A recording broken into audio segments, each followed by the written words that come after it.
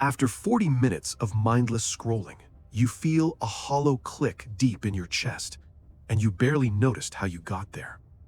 You didn't choose the absurd clips, yet you couldn't stop watching. And that specific inability now has a name: modern brain rot. It's not a metaphor. This is measurable brain change. It's not a meme. It's a real and measurable symptom of a society that has quietly lost control of its own attention. The average viewer gives a piece of content about 6.5 seconds before swiping, and in that window, nuance dies and complexity loses viewers entirely. Only the most absurd, visually chaotic content survives this brutal daily selection process. Anything thoughtful gets filtered out before it ever gets a chance. Tonight, we investigate the full industrialization of digital nonsense: who built it, how it works, and exactly what it is costing you. In this attention economy, the most valuable crop is not your data. It is your complete inability to think deeply about anything at all. Everything in the digital world carries a hidden price, and most of the time, the currency being spent is your limited, irreplaceable attention. Once, the internet reflected ordinary human life. People shared things simply because they were real, true, and worth passing along to someone else. Early viral clips were simple, human, and genuinely relatable. Babies laughing, cats falling, people being awkward and authentic without any strategy behind it whatsoever. Those videos spread because they reflected something honest about being human. No algorithm optimized them, and that was entirely the point. Then, around 2020, that mirror shattered, and the pieces were swept up and replaced with something engineered to never let you look away again. The algorithm stopped rewarding what was good and started rewarding what was addictive, and those two things turned out to be very different priorities. New platforms rewired how viral content captures human attention, not just the format, but the entire biological blueprint of what keeps a person locked in. Short-form video now drives roughly 70 billion views every single day, a number so staggering it has no real comparison in human history. To keep feeding that machine at that scale, content had to lose something essential: depth, coherence, and any real connection to meaning or truth. Here is what most people miss: the mechanics of this are not accidental. They were designed deliberately, and they work exactly as intended. If a video makes complete sense, your brain processes it quickly and moves on. The session ends sooner, and the platform collects less revenue. But pure brain rot is different. Your confused mind loops endlessly trying to decode something that has no answer and was never meant to have one. You stay on the app a little longer, you swipe one more time, and the corporations collect a few more fractions of a second from your life. Now, to understand why this works so effectively on the human brain, you need to understand one specific chemical driving almost everything happening online: dopamine. Dopamine is not just the pleasure chemical. It is the chemical of anticipation, constantly driving you to seek out the next possible reward around the corner. Brain rot exploits this system using variable rewards, the exact same psychological mechanics that make a Las Vegas slot machine nearly impossible to walk away from. You swipe and see garbage. You swipe again and see more garbage. Then, suddenly, a burst of loud, colorful, completely senseless chaos fills the screen. Your brain fires a hit of dopamine, and immediately you convince yourself that the next video might actually be worth the time you are already spending. But here is what that cycle costs you over time, and this is where the science becomes genuinely alarming for anyone paying close attention. Constant overstimulation triggers what neuroscientists call neuro-adaptation. Your brain physically recalibrates its baseline threshold around the level of chaos you keep feeding it daily. Your attention span contracts to match the shortest content you regularly consume, and everything else in life starts feeling too slow to tolerate for very long. Reading a book starts to feel like wading through wet concrete. Your thoughts can no longer hold a single thread long enough to finish a chapter. Even a real conversation with another person starts to feel draining. Genuine human exchange requires patience that the algorithm has been quietly depleting without your knowledge. Think about when that shift happened for you. When did sitting still or finishing a long read start to feel like something you needed to escape?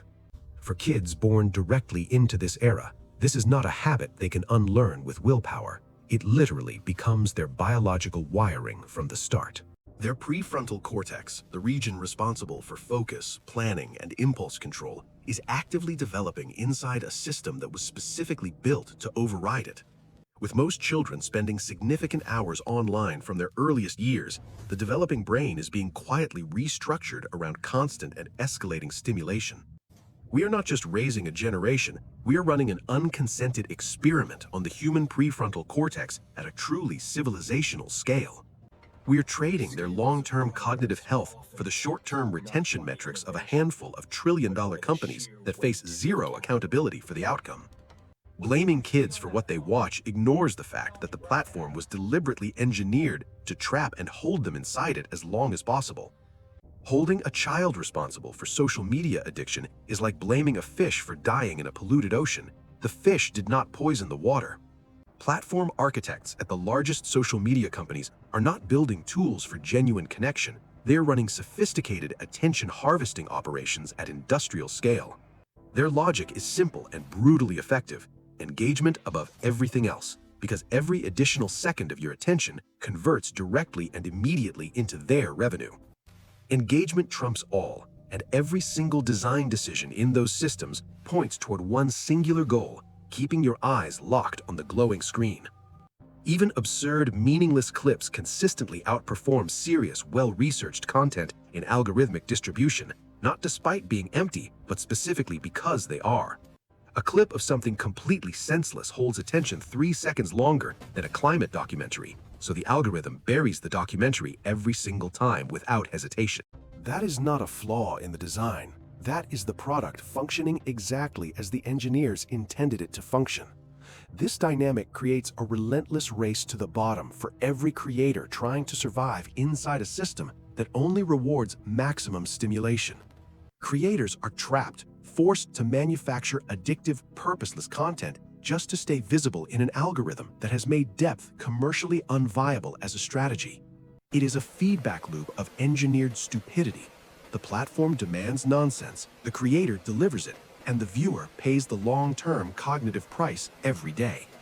That price compounds quietly over time, and the results are now visible at a population scale that is becoming impossible to credibly ignore. The result: cognitive overload, rising daily anxiety, and a creeping inability to hold focus that millions of people are experiencing without understanding the source.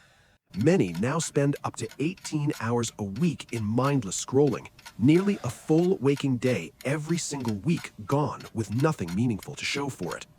We are in the first era where tools designed to elevate human thinking are actively and deliberately making millions of people less capable of thinking clearly.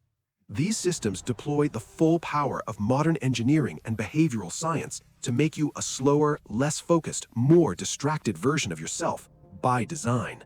The tide can feel completely overwhelming, but here is the truth that the platforms do not want you to internalize. Change is absolutely possible. The solution is not just deleting apps from your phone and hoping the craving fades. That misunderstands the depth of the behavioral conditioning already in place. Build digital friction, intentional resistance engineered directly between your impulse to reach for the phone and the moment you actually begin to scroll. Move every addictive social app off your home screen right now. Removing the visual trigger from your immediate field of view is a measurable first step.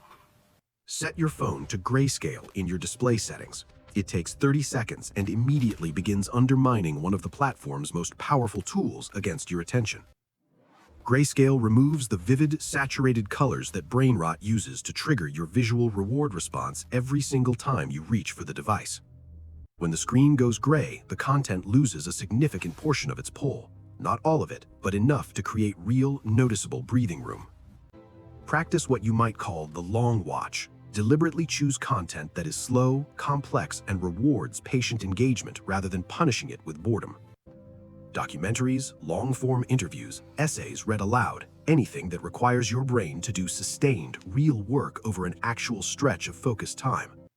Support creators who prioritize depth over watch time, because the way you spend your attention directly shapes what the algorithm decides to amplify tomorrow. Put the phone down and sit with the quiet. even when it feels uncomfortable and your hands keep reaching for the screen out of pure habit. Silence and boredom are not empty. They are the exact conditions your brain needs to rest, reset, process deeply, and produce something genuinely worth keeping. Embrace that stillness with intention, and your capacity for focus will return. Not overnight, but steadily and measurably in ways you will notice every single day. The hidden cost of digital life is your limited attention, and it is being extracted from you without your full awareness or your genuine consent. Stop paying that price. Your brain's capacity for depth, meaning, and real thought is worth far more than any algorithm will ever acknowledge or respect. Don't let them rot your mind. And if this investigation hit close to home, subscribe for more on the Hidden Costs channel.